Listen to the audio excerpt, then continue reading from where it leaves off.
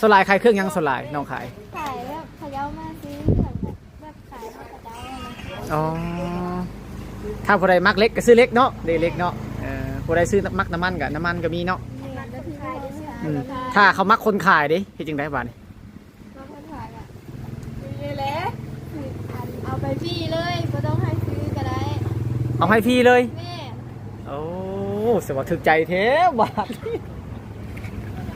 เสียว่าถึกใจแท้บาทนี่แล้วได้เขานั่งขายเครื่องตัวนี้เขาเจอผู้ถึกใจเยอะบ่หลายแล้วบางมีหลายถึกใจเยอะบ่ถึกใจแล้วว่าได้เขาเย้าปอจูสำคัญที่สุดยันเขาบ่มักเฮาสลายยาที่สุดเนาะยานที่ว่าเขาบ่มักเฮาเนาะหรือว่าเจ้าน่ะมักเขาแน่นอนมีอยู่ดำคนนะอ๋อมีอยู่ดำคนเนาะไกลไปไกลมาแต่คนบ่ฮู้จักกับผู้สาวมาขายเครื่องอยู่นี่เนาะไกลไปไกลมาก็มา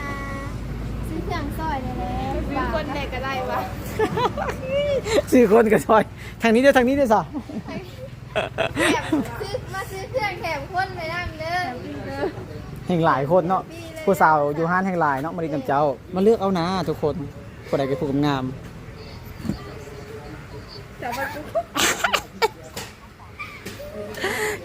มีแต่ผู้สาวไปใส่ผู้หนึ่งดิ